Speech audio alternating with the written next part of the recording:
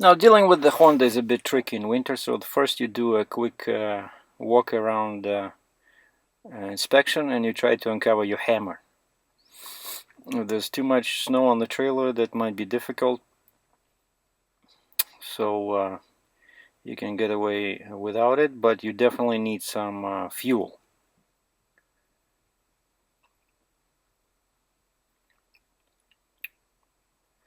That's number 2.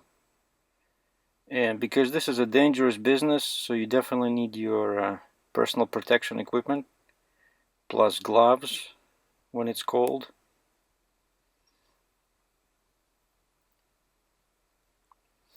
And now this thing can work on different types of fuel. Actually, there's a protection built in the engine. So there's a bunch of levers, and you cannot just hack them. You need to know the combination of the key and the different levers inside the engine. Like there's 3 in there. Yeah, and depending on the level of snow on the machine and on the trailer, you gotta use different techniques. So today we have about 3 inches on top of the machine and 3 inches on top of the trailer, so that's one technique. And this Honda is a pretty expensive item, so as I mentioned, there's a built-in protection against thieves. And then also on my trailer I installed the lift axle, which when I'm away from the trailer, it's up and it can rotate freely, so people that don't know that, they just step on it and they fall down. It's impossible to stay on the trailer. So yeah, you gotta play with those levers inside and you gotta know the correct position, otherwise it's impossible to start this. Now in terms of fuel, depending on how much money you have, you can go either with vodka, homemade vodka, Japanese sake, or if you're not doing too good, just with gas. Let's see what I have this month. Oh, I think it's homemade vodka, which is, not too bad, not too good, but it should start.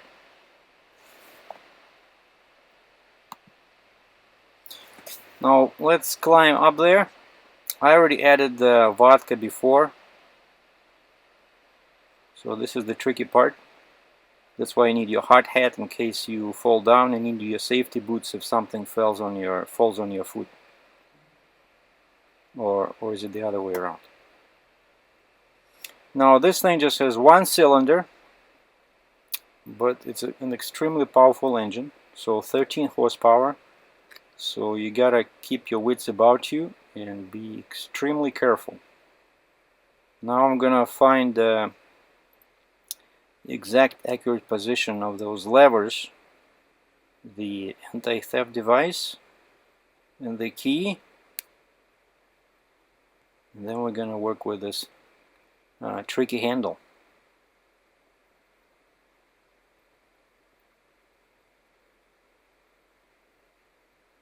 Okay, let's try again. It's a very good exercise, and once it starts, you gotta run away because it's prone to explosions during the first minute of operation. If nothing happens during the first 30 seconds, you're safe. You can climb back. Yeah, it seems pretty safe right now. Let's double check. Okay. And then you can play with the levers there to let more or less vodka inside the cylinder. This will lead your neighbors to think that you are doing a barbecue and you're not dealing with the engine. And you can tell by the smell of the smoke what kind of fuel you're using.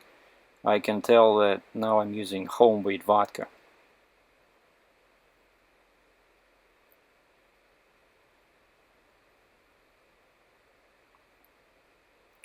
And the main 2 levers over there's one is the actual fuel, the top one, and the bottom is the one you use when the engine is cold. And if you add fuel too fast, it will die. And sometimes it helps just to spread away the smoke.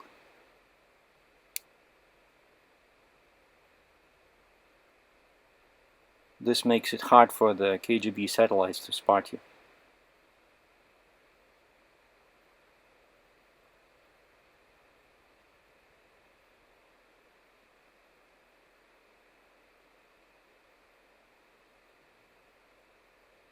Okay, now it died because I added too much vodka.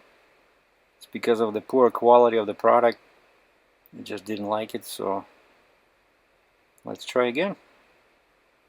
It's all fun, and usually the colder it is outside, the more fun it is.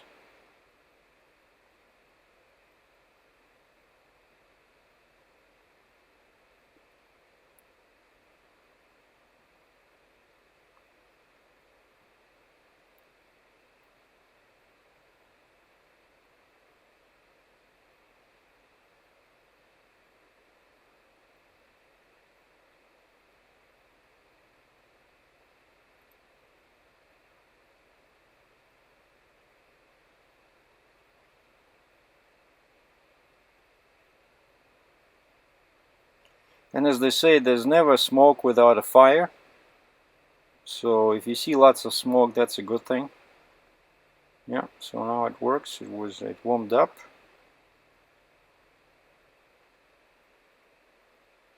You can just close everything. Move the levers in the unidentified position so that it's hard to steal. And here you gotta watch your toes, because this cover weighs about 500 pounds. There's a couple of latches. And that's it. Then you just hide away the can with vodka, the measuring tape.